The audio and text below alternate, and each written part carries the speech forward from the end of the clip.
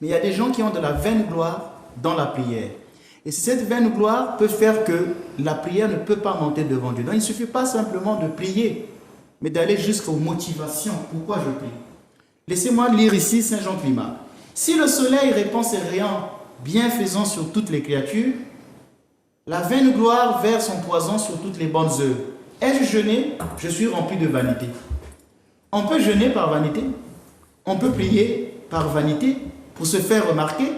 Et c'est pourquoi Saint Jean Climat dira que le vaniteux est un croyant idolâtre, car d'un côté il semble adorer Dieu, et de l'autre c'est à la créature qu'il adresse ses hommages.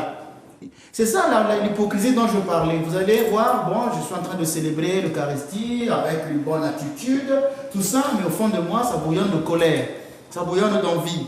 En fait, je prie publiquement, je suis vu comme un être qui prie. Mais est-ce que réellement je suis un orant?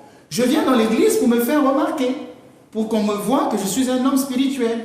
C'est pourquoi Saint Jean Climat disait que quand vous allez prendre un homme spirituel et vous l'emmener dans le désert de la prière, il ne saura plus prier. C'est-à-dire les gens qui prient souvent en communauté, il y a un effet de communauté, d'être remarqué. Mais le vrai spirituel passe plus d'heures de temps dans la prière, dans sa cellule. C'est pourquoi il aimait la vie hermétique. La vie d'hermétique. Elle est faite pour ça, pour que les gens ne vous remarquent pas. Tout ami qui poursuit la vanité ne cherche qu'à se produire avec avantage au dehors. Si elle observe les jeunes et qu'elle se livre aux saints exercices de la prière, c'est pour s'attirer les louanges des hommes. C'est pour cela même que ces jeunes ne méritent aucune récompense. Mais ce qui doit surtout nous frayer d'étonnement, c'est qu'on rencontre de ces orgueilleux qui vont jusqu'à croire qu'en mortifiant leur chair par des jeûnes et des austérités extraordinaires, ils viendront à bout de se procurer le calme parfait de l'âme, qu'on appelle la patheia, l'hésikia. Un trésor des dons célestes, la vertu de faire des miracles et la faveur singulière de connaître les choses futures. C'est-à-dire, il veut dire qu'il y a des gens qui prient pour avoir des dons extraordinaires. Je vais y revenir, des gens qui prient pour avoir des dons extraordinaires. Ah, mais moi, le Père Ménas a un don. Il se dédouble. Moi aussi, je veux faire comme lui, je vais beaucoup prier, jeûner, pour que j'ai le don de bilocation. Ah, mais moi aussi, je voudrais être un stigmatisé comme Padre Pio. Ah, mais moi, je voudrais avoir le don de lévitation comme le Saint Joseph de Cupertino. Là, je ne cite d'abord que des saints catholiques, parce que notre émission fait les deux poumons. Donc, on va prier pour avoir des grands dons spirituels. Il y a un exercice souvent dans les milieux charismatiques qu'ils font, qu'on appelle les 7 semaines. Beaucoup de gens dans notre pays pratiquaient les 7 semaines catholiques, parce qu'à la fin, il y a une cérémonie qu'on appelle l'effusion de l'Esprit Saint. Et beaucoup de gens faisaient ça pour qu'ils puissent parler en langue.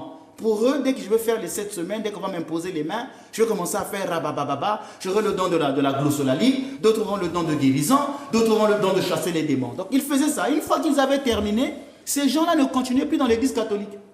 Ils commençaient à devenir des bergers, ils ouvraient des boutiques spirituelles dans leur quartier, dans leur maison. Ils commençaient à avoir des lieux pour recevoir des gens et prier. Ils sont allés à l'église catholique pour recevoir ces dons. Une fois qu'ils ont terminé, ils ouvraient leur petit groupe. Et quand je disais boutique spirituelle, vous avez compris, c'est une manière d'aller faire au nom du Père et du Fils et du business, pour aller se créer des trucs pour avoir leur argent. Vous voyez, ils sont allés à l'église faire des exercices spirituels juste pour avoir des dons spirituels. Saint Jean Climat dira, peuvent-ils ignorer que tout cela n'est pas précisément dû au travail ni aux sueurs, mais que c'est le fruit et la récompense d'une profonde humilité?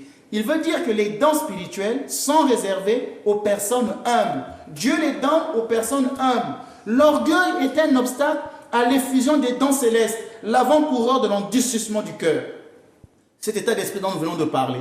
Si donc qu'une personne orgueilleuse ne peut pas recevoir des dons extraordinaires, parce qu'elle va mal se servir de ses dons. Pour les vaniteux, donc, les exercices spirituels ne peuvent lui donner aucun avantage.